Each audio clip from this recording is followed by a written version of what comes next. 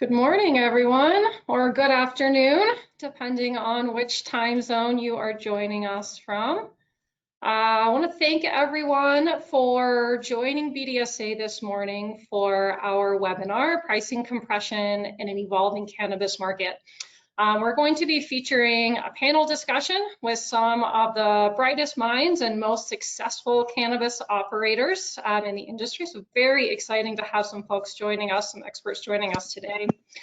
Would like to start off by introducing our panel and our presenters, and also just addressing a couple of quick housekeeping items. One thing, due to the nature of this presentation, those of you who have joined us for other BDSA presentations may be used to a live audience Q&A section, but due to the panel discussion, there will not be a live Q&A, but we do have a chat box function available on your GoToWebinar panel. So if you'd like to type in a question, please feel free to do so. We will address anything technical or sort of urgent within the context of the webinar, and otherwise we will try to get back to you after the broadcast with any follow-up as appropriate. Also want to note that this webinar will be recorded. We will make this recording available to all of the participants after the broadcasts. So without further ado, would really love to quickly introduce all of our panelists and presenters. Patricia, Samuel, Sachin, thank you so much for joining us. If you could each just quickly introduce yourself, your name, your role, and your company, and then we'll go into some more in-depth intros and really get to know you all here a little later in the presentation. Patricia, since you're first on my screen, do you want to start us off? Sure.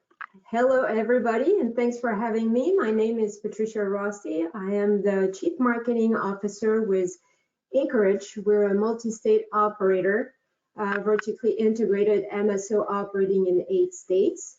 A little bit about me. I've been in the cannabis industry for 11 years. That's a long time in this industry.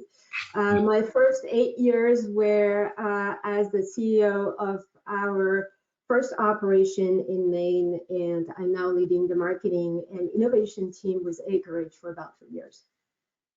Great, thank you, Patricia. Thank you so much for joining us. Samuel, you're next on my screen.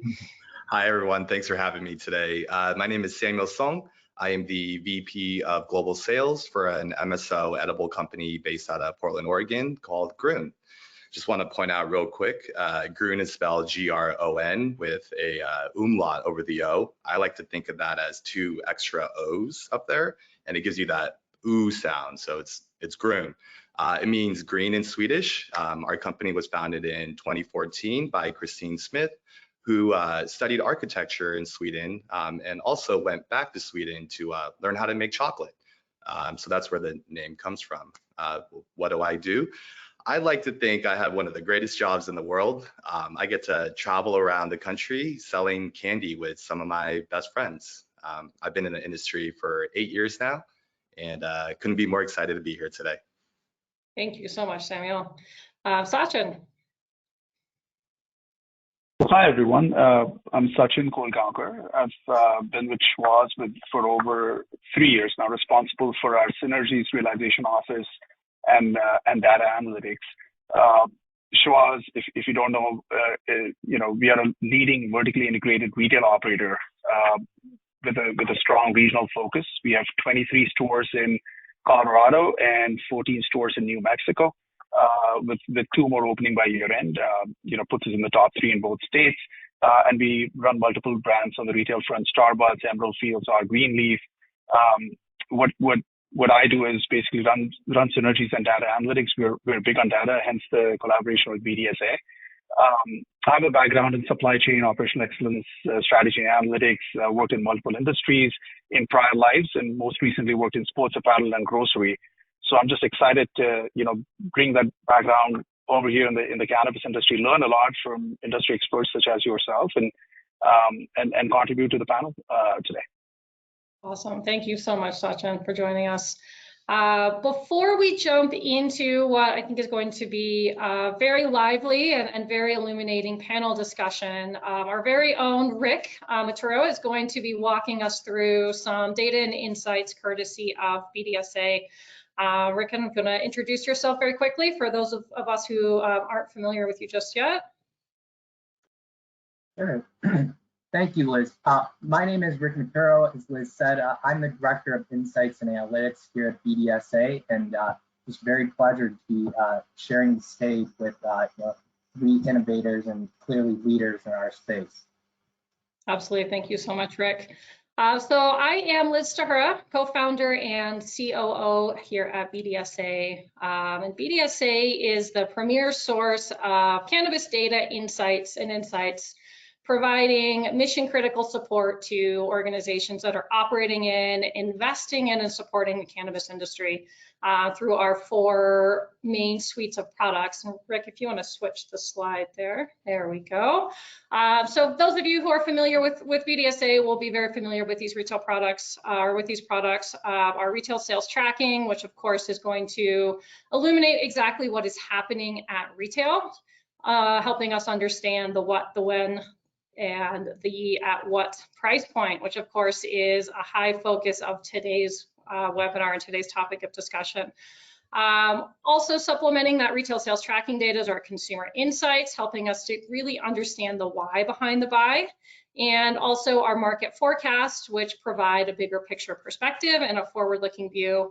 And our newest suite of products, which we are very proud to launch here at the end of 2022, which is our menu analytics products, which dive into pricing, availability, velocity of brands and products at a very hyper regional and even store specific level. So very exciting to bring some data and some insights across all 4 of those product suites to give a little bit of context for our panel discussion here. And as we all know, 2022 has been a pretty wild year. Lots of challenges, lots of opportunities as well. And what we've heard from our clients and folks in the industry, and what we've seen through the data, is that pricing and pricing dynamics has really been one of those challenging aspects. Certainly no easy answers or silver bullets, but we do believe that being informed with accurate data and exposing what's happening with pricing all along the supply chain and making those informed decisions based on that data, as well as your business needs and industry dynamics, is really going to be critical, not just this year looking in the rearview mirror, but certainly as we look ahead to 2023. So as a prelude to our panel, as I mentioned, Rick is going to share some of those data and insights gleaned from the BDSA suite of products. So without further ado, I'm going to hand it on over to Rick. Thanks, Liz. So really quick, everyone, just want to take a moment to get a pulse check on where the industry stands today and better understand what pricing compression looks like across multiple dimensions. So we know today the cannabis industry is at a turning point. I'm sure lots of you folks on the phone are familiar with what's all going on, but in our view, there's a combination of factors that really kind of brought us to this point. Certainly, we're dealing with general economic inflation. As you guys may be aware, the cost of all goods and services has rapidly increased in recent times, not just what it takes to produce cannabis. We also know that there is regulatory uncertainty that still is looming, especially considering things like banking access with the Safe Banking Act, inflated tax rates via Provision 280E. For retailers, we know there's still a lot of onerous local and state sales taxes that retailers are contending with. We've also seen a lack of what I would call meaningful movement on the federal legalization front. Outside of that, we're also seeing increasing pressure from the illicit market, and the increased supply and competition that the illicit market, as well as new entrants into the market, are bringing, has really created significant pricing compression across markets and categories, which we'll dive into in more detail. But with that pricing compression, what we've also seen is, for the most part, a resulting reliance on promotions and discounts that retailers are using to attract new customers and retain their existing consumers. So all in all, this is really making the path to profitability an upward battle for most. So to put it simply, the industry today is facing a number of headwinds. But again, the most existential threat today for most, and why we really wanted to highlight this topic given its importance, is price compression. So despite the challenges that I just went through, the industry uncertainty that you heard before really isn't reflected in consumers' interest in the cannabis category. Even in the most mature markets, as you can see here, places like Colorado, Oregon, Washington, and California, the number of consumers is higher today than it was 3 years ago. Now, certainly, even in these mature markets, we're getting new consumers aging into the cannabis space, certainly every day. And with that, we know that younger consumers also are more likely to opt for cannabis today than they were in the past, especially when things like alcohol are also in the mix.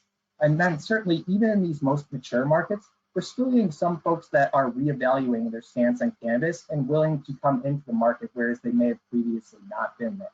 So again, still a ton of growth in the consumer space, even in those mature markets. And though consumer interest in the category remains strong, price continues to be a significant factor that many are considering when deciding where to shop. And this has only become more important in the past year or so. If you look especially at that spring 2021 bar there, you can see that between the spring of 2021 and 2022, we did see some pretty significant growth in terms of the importance that pricing plays for where consumers are deciding to shop for their products. And what you'll also see is that spring of 2021 period really coincides with when we saw prices were kind of at their peak. So no secret that retailers have strong incentive to keep price top of mind to attract and retain existing customers. Now, we also know that price is a key determinant for consumers when deciding which products to actually purchase. And you can see here that other than THC content and taste and flavor, price continues to be top of mind for consumers when deciding which products to purchase.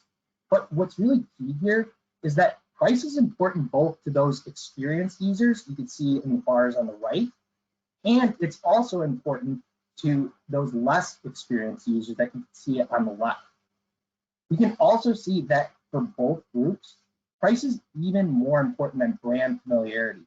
So brands, in addition to retailers, are also keeping price top of mind as they continue to try and maintain the same value to consumers, while also competing against each other in a lot of places to offer the most attractive pricing to retailers as well. So we know that pricing is important for retaining customers at retail and in driving their product decisions. But what does pricing compression look like in more mature markets at a high level?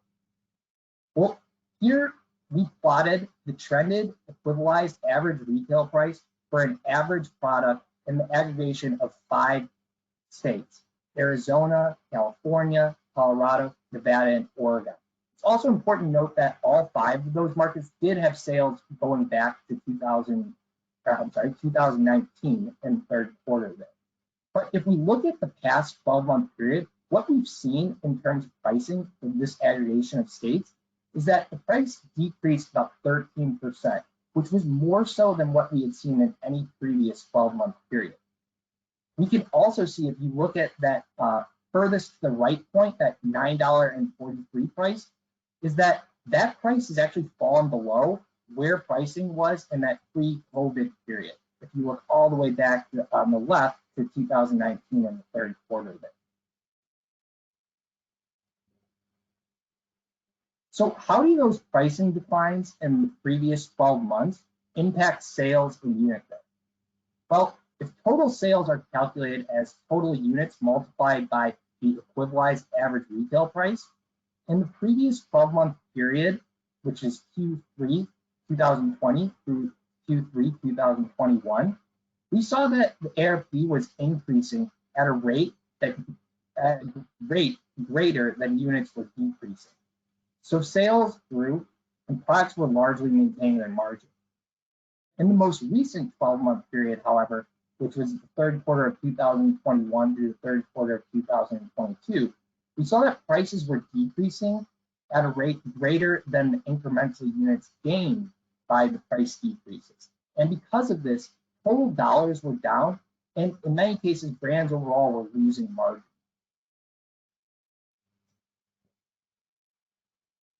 But much of the decline in consumer pricing is also attributable to declining wholesale prices. Here we can see the average price per pound of flower in two of the most mature markets, Colorado and Oregon. In both Colorado and Oregon, what we've seen is that the price has declined precipitously over the past 2 years, with Colorado declining about 51% and Oregon declining about 36% during that period. And though these two markets certainly represent extremes, wholesale pricing depression is the reality in all markets, regardless of maturity. And though pricing declines are being felt industry-wide with consumers at retail and for brands who wholesale to distributors and retailers, this makes growth in mature markets even harder to achieve because most of that interested consumer base already has legal access and has already established their behavior pattern. Whereas in those new and emerging markets, there's certainly more new consumers to convert and more people to bring back from the illicit market. So here you can see the compound annual growth rates through 2026 for mature markets on the left and those new and emerging markets on the right. And what you can see if you look at those compound annual growth rates on the left for the mature markets is that we typically only see single-digit growth if we're looking at growth through 2026. But if we contrast that with those new and emerging markets on the right, double-digit growth is the norm there.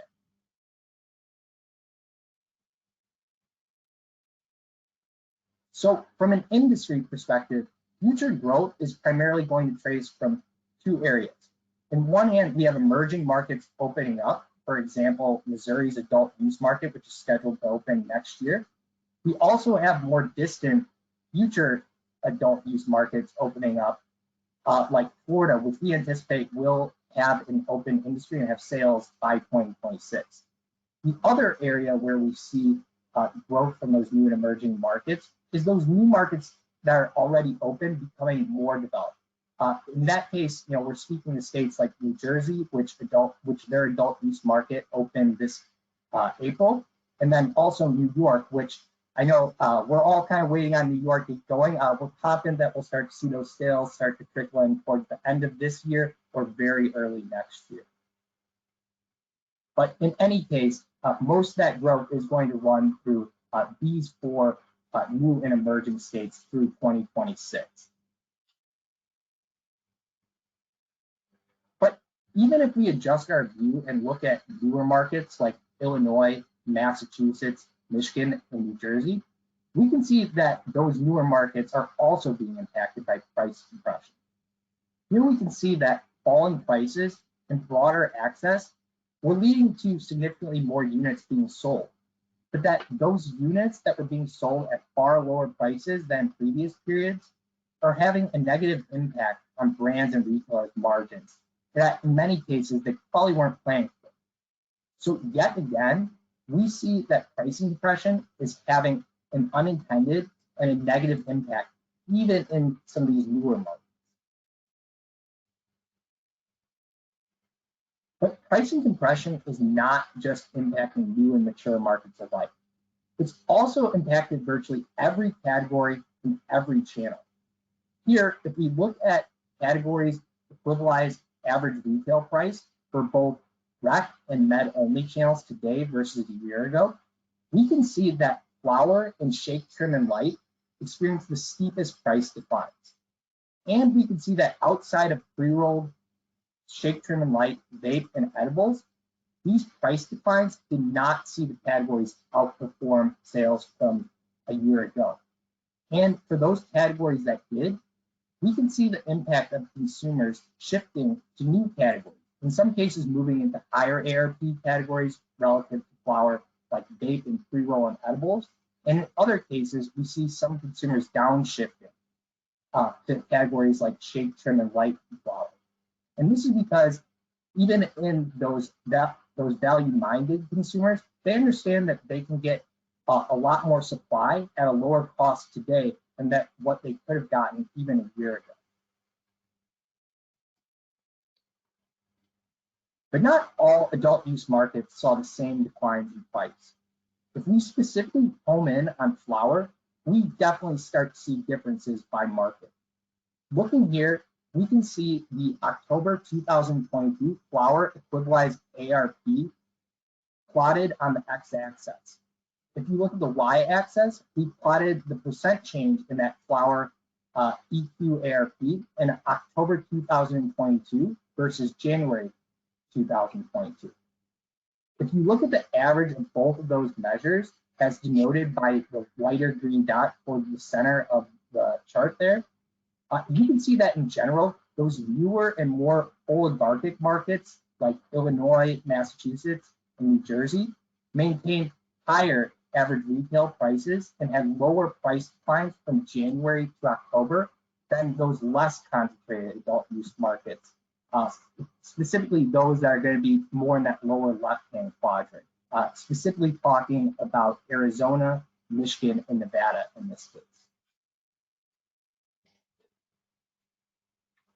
So we've seen that pricing compression is impacting brands and retailers, and that pricing compression is occurring in all markets, in all categories, in all channels. So what are some of the impacts that pricing compression is having on the industry overall? Well, volatility in pricing as a result of pricing compression has made brands' role in understanding their place within a given market and forecasting their future sales even more challenging.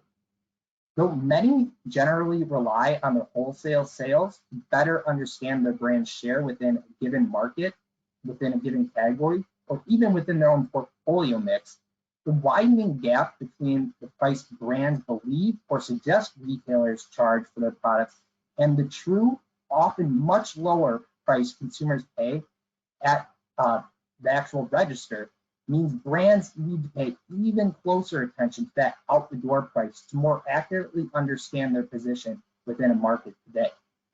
So here's a real life example of this. A retail partner in Massachusetts that has multiple brands was using its wholesale sales to understand the retail sales share split of two of their brands' same product offerings. When they looked at their data, it led them to believe that their brand A product accounted for about 60% of the sales between those two products, and their brand B product accounted for the remaining 40%. But when looking at BDSA's retail sales tracking data, what they found was that the shares were almost split. Brand B was accounting for the larger share, and brand A was accounting for the smaller share. So when we went in and investigated this utilizing our menu analytics product that Liz described earlier, as well as our retail sales tracking data to better understand why this discrepancy exists, what we found is that the advertised price on menus showed brand B was in fact higher than brand A by a pretty wide margin, as you can see from the table in the upper right corner. But what the advertised menu price did not account for, and what the brand's parent could not consider with the wholesale view only, was that retailers were actually more deeply discounting the brand B product by $30, or about 50%. And they were selling brand A's product at a much higher markup of about $16, or about 24%. Now, I just want to repeat that because we're talking dollars here. If folks, have ever looked at this stuff, maybe in CPG or other industries, just a few cents can really cause things to look drastically different. But we're talking about dollars, and a lot of dollars here, 30 and 16 respectively. So when you weigh the difference between those two, what we actually found was that brand A's product did have a higher share of sales than brand B's product during that period. But had the brand's parent not utilized the out-the-door price, they would have been planning and forecasting for a reality that just does not exist. But volatility isn't just making brands understanding more challenging today. Price compression is also having an impact on retailer baskets. If we look at analysis examining BDSA's data about baskets, and specifically look at the top set of bars, we can see that even with price compression, the average basket size in Arizona, Massachusetts, Nevada, and Oregon declined, and it only moderately grew in California and Illinois versus the same period a year ago. Falling prices in Arizona, Illinois, and Massachusetts were enough to see the number of average baskets per day increase in Q3 versus the same period a year ago, because those lower prices likely entice some unregulated purchasers back to the regulated market. They could have converted some new cannabis consumers, folks who maybe weren't considering the category, and they could have also encouraged existing consumers to purchase more frequently due to those promos and those special discounts that we know retailers are increasingly reliant on. That being said, if we look at the bottom set of bars there, the lowering prices in California, Colorado, Nevada, and Oregon, they weren't enough to see those markets outperform sales from the same period a year ago. So aside from Arizona, this is the general trend that we're seeing in those more mature and less concentrated adult use markets. We're seeing flat or decreasing basket sizes and a lower number of baskets, which in turn are leading to lower sales performance than the year prior. And while basket sizes and the number of baskets differed based on market maturity and concentration, falling prices did see consumers in most markets adding more items into their baskets this year than the same period a year ago. And though more items per basket is a positive for retailers and brands, the additional items themselves were not enough to outweigh falling prices in those most mature markets. Again, specifically talking about California, Colorado, Nevada, and Oregon. But falling prices are not just impacting baskets composition. Increased price compression, especially within the flower category, is also no longer having as much of a positive impact at increasing demand as it had previously. As you can see here, when we examine the elasticity of demand for flower across two 13-month periods, you can see that as prices drop in the later period of August 2021 through August 2022, you can see that the elasticity of demand for flower also declined. And in some states, specifically Colorado and Oregon, prices fell so much that the price itself is no longer an adequate predictor of demand, indicating that further price reductions are unlikely to elicit a corresponding increase in demand. So what all of this means is that overall, retailer deals and promotions with flower are less effective overall at increasing demand, meaning that further price reductions in some markets will be more dilutive to margins than they will be at having the positive impact that they sought out to do. So just to sum some things up, throughout this presentation, we demonstrated what pricing compression looks like across multiple dimensions. And we've shown that it is widespread across markets, channels, and categories. And we've also discussed some of the impacts that pricing is having on markets' bottom line, retail baskets, demand, and how it makes brand future planning even more challenging today. So here are the main takeaways that brands need to understand and operate under for the foreseeable future. So we know that pricing compression presented challenges for the cannabis industry in 2022, and those are likely going to continue into 2023. Prices are unlikely to return to those past COVID era highs in 2023 without significant and in many cases extraordinary mitigating factors, such as a significant reduction of flower cultivation capacity across all markets, increases in energy and water costs that are just unsustainable for producers, substantial retail closures, again, all across markets, as well as widespread oligarchic consolidation of cannabis brands across all markets. So you really are left with only a few really major brands operating across all the legal markets today. We also know that the road to growth and a mature market will face some near-term headwinds in the form of supply, pricing, and regulatory challenges. But as we've seen, that long-term outlook, it still remains strong. But if you're looking at where the short-term growth is going to come from, it's going to primarily come from those new and emerging markets. So again, don't be looking to some of those more mature markets to see double-digit growth through 2026. We also saw that markets with fewer players and more concentrated shares tended to see lower price declines than those more open and fragmented markets. We also saw that in less concentrated markets, a lower number of daily baskets led to lower adult use sales, despite consumers adding more products into their baskets. We also have seen that significant price declines too far, too fast, can negatively impact elasticity, making those in-store promotions less effective.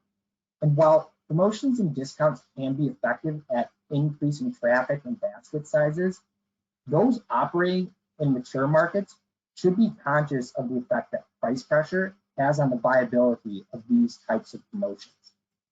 We've also seen that with more aggressive pricing and promotional strategies at the point of sale, that brands and wholesalers need to consider the out-the-door pricing in conjunction with their keystone or their MSRP and those forecasts and models to maintain more accuracy while pricing is this volatile.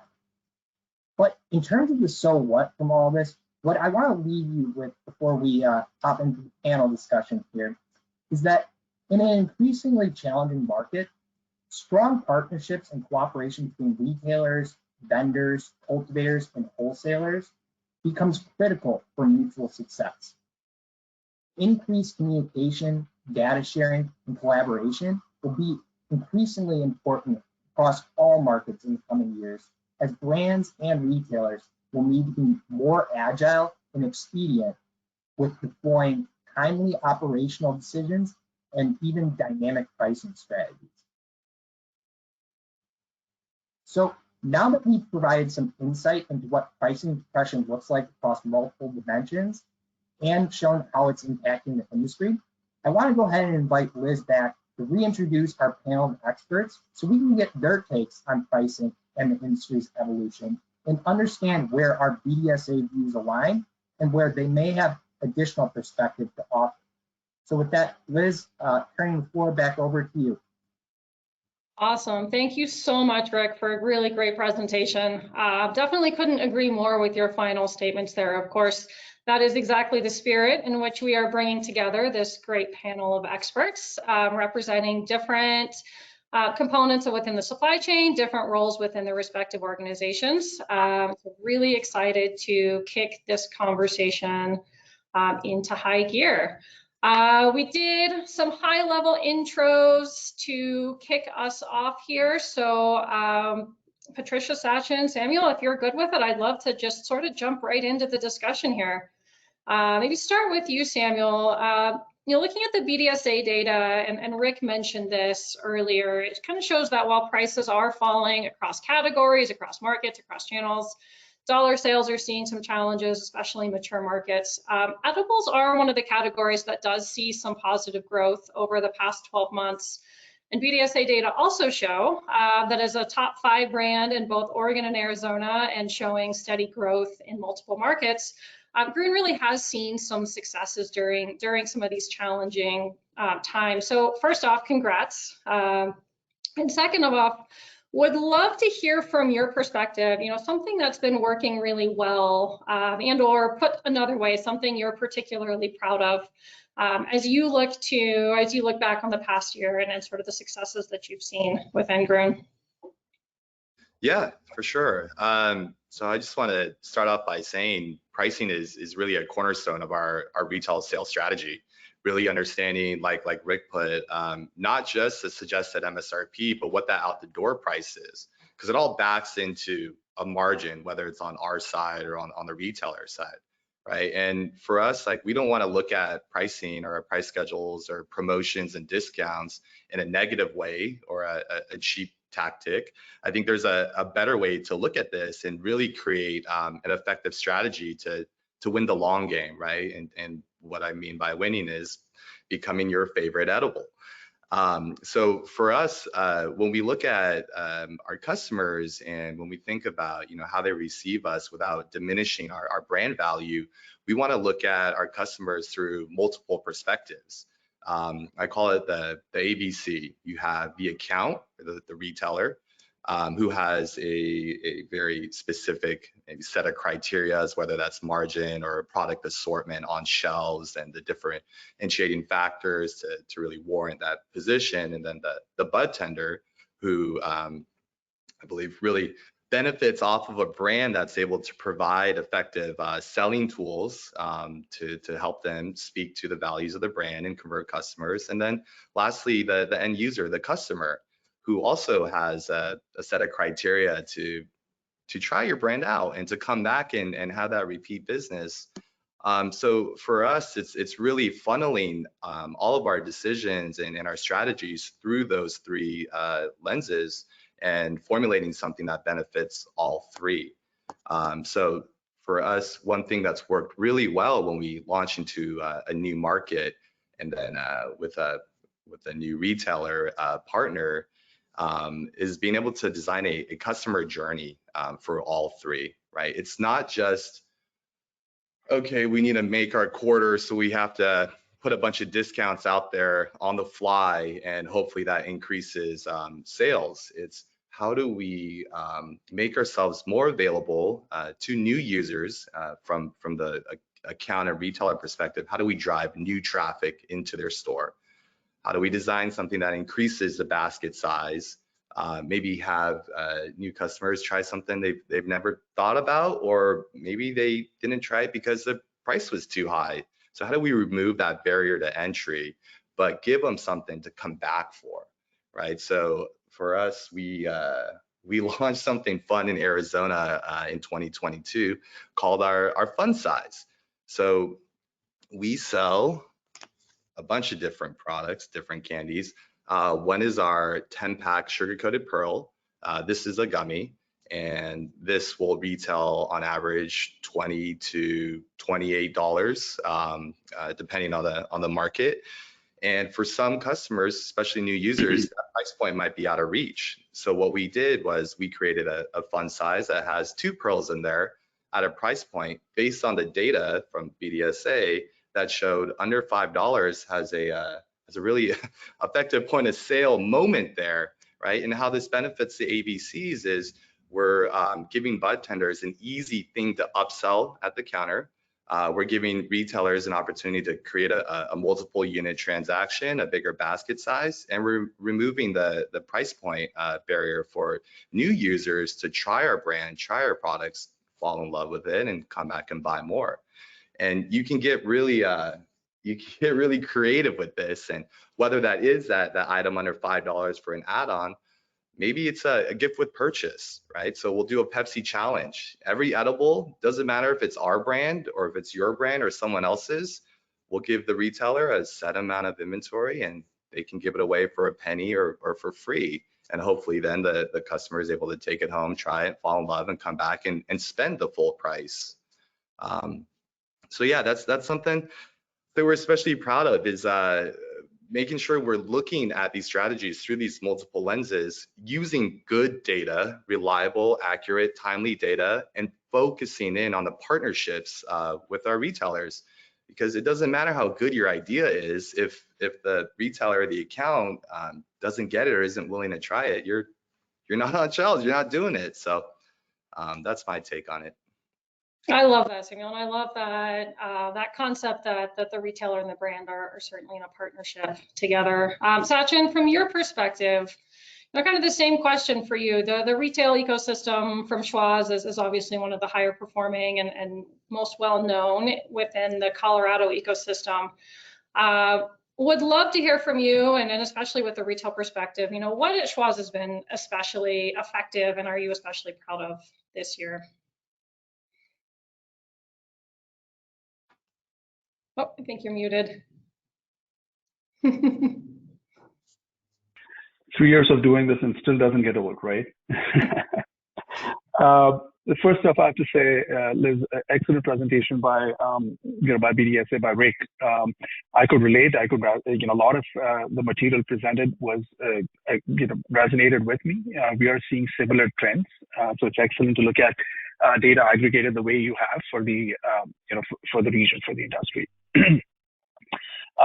Having said that, one of the important things I think that was mentioned, we kept talking about pricing being one of the most important factors as consumers make buying decisions. We at Schwazze have a more holistic approach towards it, right? So we think about it overall, right? What's the overall value proposition for our customers? How do we give them an experience that's unique only to Schwazze and bring them back for more? And by doing that, we are trying to mitigate some of the pricing pressures that we're facing right now in the market.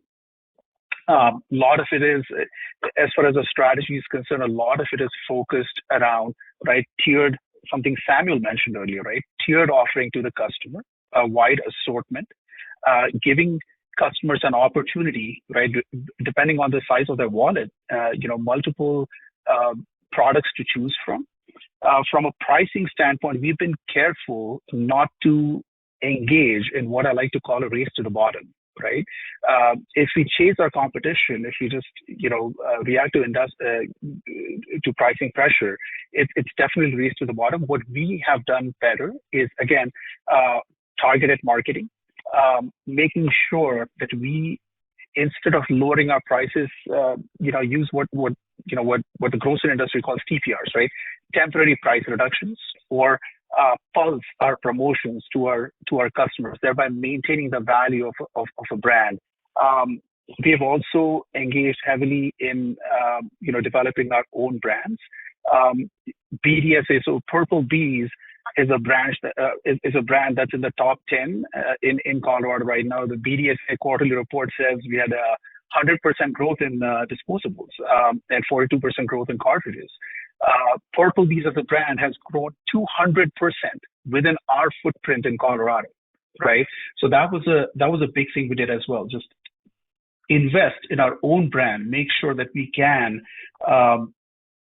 continue to offer something to a customer at a good price while maintaining margins as well. That's great, Sachin. Thank you. And congrats on all that growth with Purple Bees. Yeah, it's been fun to watch that within the quarterly reports as well. Patricia, sort of same question to you. And I think you can probably relate to some of what Sachin was talking about with the benefit of having a contained ecosystem, as well as kind of the retail and the wholesale perspective. Clearly lots of wins on the acreage side, so I'd love to hear from you kind of where you think, where you're most proud, or where you think some of the biggest and most impactful achievements have been. This is hard to pick one, because the last 18 months, driven by this price compression situation, I would say this has been very transformative time for our company. For our brands, The Botanist and Superflux, but also for our company overall, whether it's our retail, also our operation. And we transformed all our internal ecosystem with really having focus. I think it's important where there's hyper velocity of pricing, of product release, of regulatory changes. I mean, what is not changing in our day-to-day environment for us, but also for our customers, for our retailers it's really important for us to be very focused and very disciplined, and also not to surrender to short-term bridge strategies or patch, which would be heavy discounting. To try to really keep an eye out for the long-term price, because, brands have only so much elasticity within them, and you cannot stretch them all the way. Then you're losing the consumers, and your brand doesn't have any compass anymore. And then no matter what you do with the pricing, you have to be very disciplined, focused, and really integrated. I think this year for us has been really this year of focus on our brands, making sure we build further our brands, make them meaningful, distinctive, and create a repeatable growth model. And for us, a lot of the pathway has been strategic focus on innovation. We've released, I think, up to now over 150 new SKUs, so creating novelty, creating interest, but also to what Samuel was referring to, really having an innovation that is bringing value to the table, larger format SKUs, trying to answer the need for value from the consumer with more affordability in the format, and also smaller pack. For us, it's not the fun size, it's the express pack, which gives an entry point at a lower value. You know, your trial point is within the $5, $10, it's more affordable. And then when there's a repeat purchase, then consumers can spend more. But also for us as an operator and a producer, you know, all this margin compression, tighter, you know, plummeting prices also made us focus truly on quality. We cannot compromise on quality because it's very important that we keep focusing on bringing always the best product to consumer with an added value surround strategy that is fully integrated. Yeah, that makes complete sense, and you know, sounds like some very similar threads coming through each of those responses. Interested always, of course, the positives are fun to start with, but if you all are willing to share a little bit, what has been something especially challenging this year? And you know, certainly focusing in on price, because price has been the focus of this webinar, but just in general, would love to hear kind of where you all are seeing some special challenges, and if you're willing to share kind of how you've thought about overcoming or moving around those challenges. I don't know, Sachin, if you want to kick us off this time.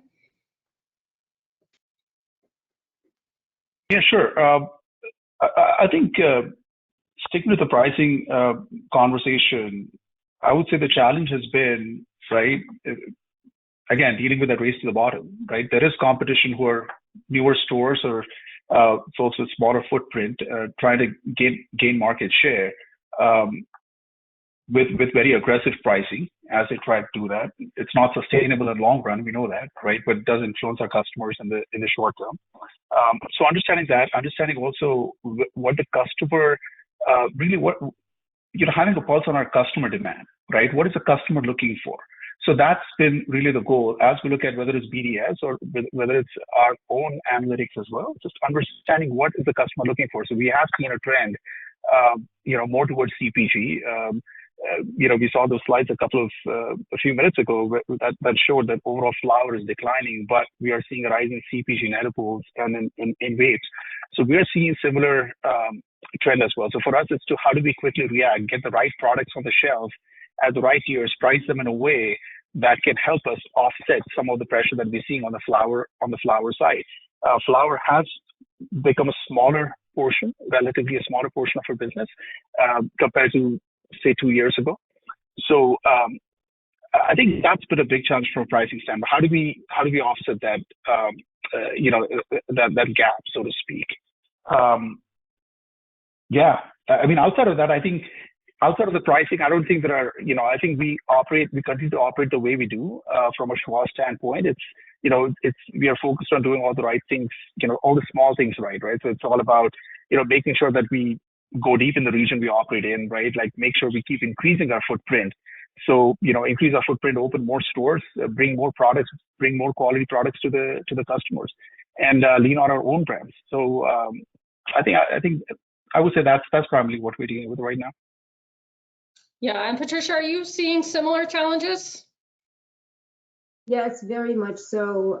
This is the year where, you know, we have been deep dives more than ever with pricing strategies and you know, really digging deep in menu, in digital merchandising, it's a very complex and sophisticated store-by-store approach that should not lose sight of the longer strategy. But, you know, for us, what has been very you know, eye-opening would say is, and very successful, is the idea that, learn and reapply in select areas and really owning on different model and see what was the most successful and then reapply to a larger footprint, because everything is so different yet very similar in different ways. So really owning in on that, and definitely the year of the dashboard, the year of KPIs, business performance,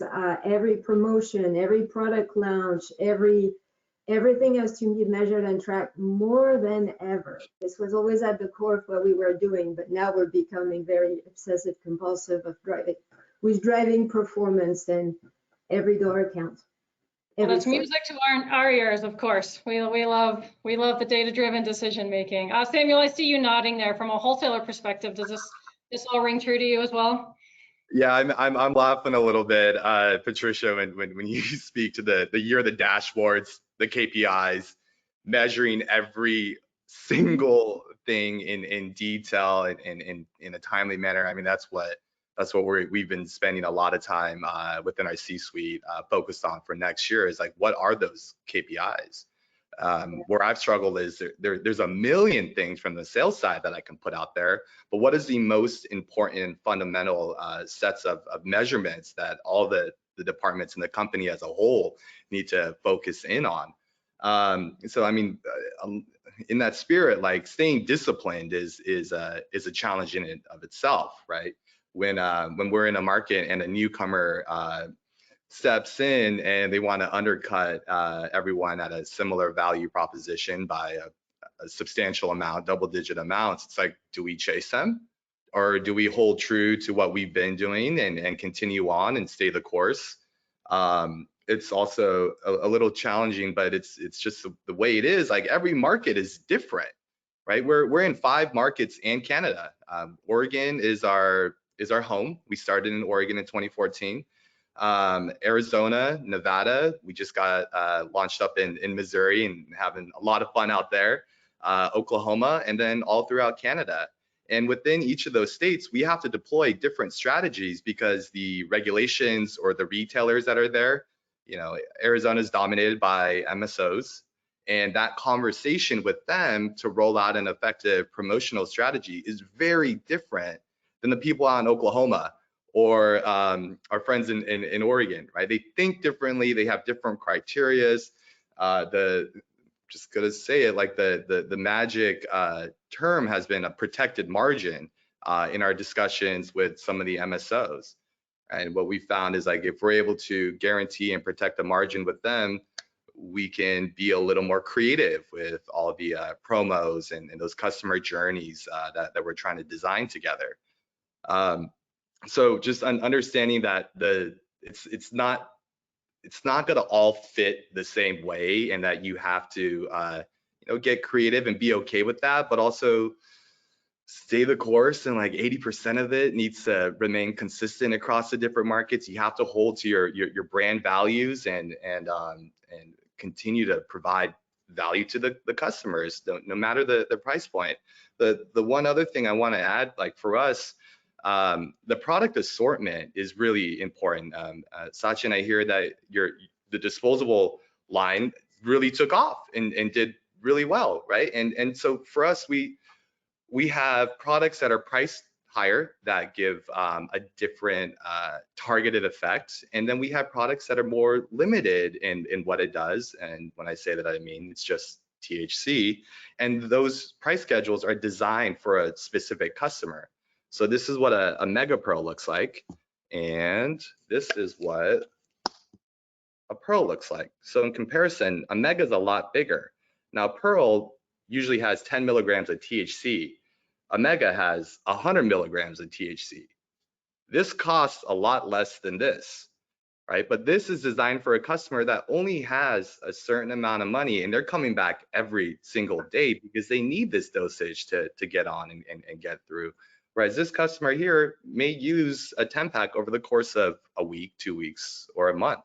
And it's about finding the sweet spot for them so they come back.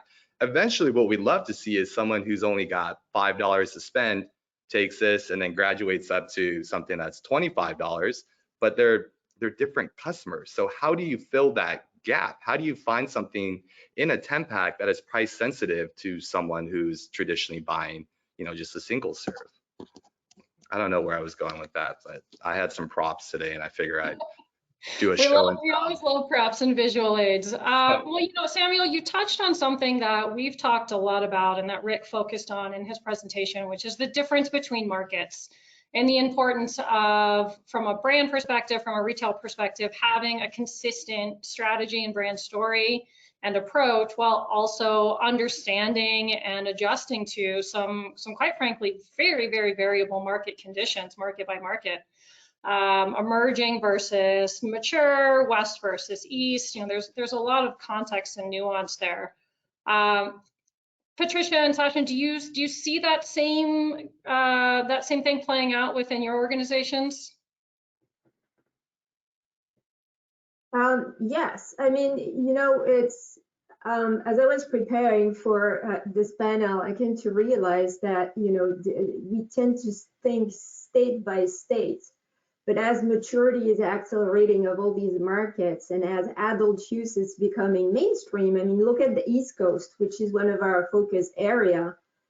In 2023 with New York coming in line in whichever form it will come online, but also Connecticut. I mean, now the entire East Coast is going to be adult use, and any consumer can choose to access adult use. So it's as much of a common market, as close to a common market it will ever be. So there's a lot of the consideration we tend to always have, the silo state by state that are starting to be shattered in the mind of the consumers. If you happen to be in the one state isolated on the East Coast that doesn't have adult use, where it's only 45 minutes away that way or that way.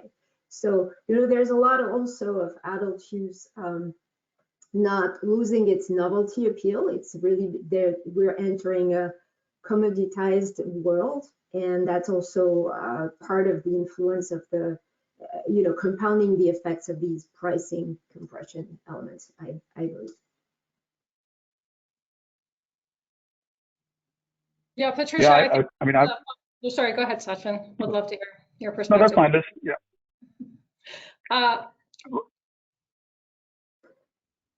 Why don't you go first, Liz? Well, no, I was just gonna say that's a really interesting spot to kind of pivot towards the end of our discussion here as we're wrapping up. We think about the move towards commoditization, and what that gets me thinking about is sort of what's next for cannabis and what's next for the industry as a whole. Obviously, we could talk long-term as well as short-term and could probably have another full half-hour discussion on everyone's predictions and thoughts. But I would love to just get a really quick round robin from each of you on your kind of biggest prediction for 2023, and also what you think is going to happen to consumer pricing in 2023. Is it going to continue a downward trend? Is it going to be moving back up? Just would love to get kind of your what's next that you would love to share. Sasha, I don't know if you want to start us off. Yeah, sure. And sorry for the back and forth there. Just to quickly latch on to what Patricia was saying earlier, right? Like we do see a similar, right, like challenges across states, right? So maybe I can address that as we talk about, my prediction for the industry. I'm terrible with predictions. I didn't even do well in my fantasy league this year, so I don't know how much this is gonna hold true, but I still feel we are gonna keep seeing that pricing pressure at least for the next year. In definitely in mature markets, I think there is a lot more innovation happening, whether it's us developing our own brands. I think Patricia touched on it as well. A lot more product segmentation and tiered offerings to Samuel's earlier point, and we're seeing that in retail. So as more and more offerings come to the table, people are trying to differentiate their product, right? But the overall average basket, I do feel, is going down a little bit because of outside pressure, economic pressures, right? So most innovation is happening. How can we create a product that that is sustainable for a consumer to buy at a good enough price that makes us enough margin. So I do feel that mature markets will continue to see a downturn in pricing. Having said that, it's very interesting. You spoke about different markets behaving differently. We are seeing a very different trend in New Mexico, right? So it's a new market, went rec 4/1, and we have a decent footprint in the state, and there we are seeing I'm seeing very different trends there, right? So I'm seeing people actually have an appetite. The overall basket is lower than Colorado, let's say, but people actually have an appetite for trying new products, trying premium products. So as we are launching premium products, right, we're thinking, yeah, maybe it won't do that great. They're flying off the shelves. So people are looking for that elite experience, right? Something new that they aren't accustomed to. So I feel like it's going to be a mixed bag. I think for newer markets, there is an opportunity for us to really introduce the right kind of product, introduce a new experience for customers and drive that basket up. In mature markets, I feel the pricing is going to go down. That makes a lot of sense. Patricia? The road to success is always under construction. I don't have a crystal ball, prediction. It's we're in the midst of planning. Next year is going to be, I think, a repeat of this year with, price compression, high velocity, more competition, and for one, I'm excited because I think, as Sachin was saying, that increases the role of marketing, differentiation, innovation, and also sophistication in pricing strategy, but also marketing strategies. Really, we need to bring in fully integrated, multi-layered, working the entire funnel. No stone can be left unturned. And I'm also excited because there could be some big unlock, regulatory unlock next year with safe banking 280 and brand new markets coming in. So, Connecticut, January 10th. So another interesting year, challenging, no doubt, but there's a path to be found and we'll follow. I love that optimism. And yes, fingers crossed on some of this federal movement for sure. Samuel, what do you think? I think just speaking from the edible category, I think the operators that will find the most success next year will spend their time focusing on two things. One, the data. A lot of these markets, yes, they're state by state, but there's a timeline and a pattern from medical through the adult use transition, and then as that market matures. What we're seeing right now with Missouri reminds me a lot of what we saw in another legacy market that we were in, that we started years and years ago. So there's ways I think you could recognize some patterns with pricing and all the things to really help inform your strategy to continue on. And then secondly, I advise everyone to spend time in retail. Be a customer. Get in the store. Understand how the successful brands are placed on shelves, what they're priced at, how budtenders are speaking to those brands, but also what kind of questions budtenders are asking you. And I think if you zoom out and you take the combination of the science, right, which is the data, and maybe a little bit of the art from that human interaction or that experience in retail, you can really find some magic there in the strategy. And that's how we're looking at things, and that's how we'll be focusing on making strides to becoming your favorite edible. I love that, Samuel. Thank you so much. And that the focus on the consumer experience, 100% agreed there. Such an important, whether it's at the retail or in their own homes, experiencing the product. Ultimately, that's what we're all here to do, is to provide a good experience for our consumers. Thank you all so very much for spending some time with us today, for sharing your wisdom and your insights. I certainly learned a lot. I'm sure our audience and our viewers did as well. As a reminder to all on the webinar, we will be sharing out this recording. But with that, I think we'll wrap it up here, and certainly more to come later. And again, Sachin, Patricia, Samuel, thank you very much for sharing your perspective and insights with us today. Happy to be here. Thanks, everyone. Thank you. Thank you. Thanks all. Bye.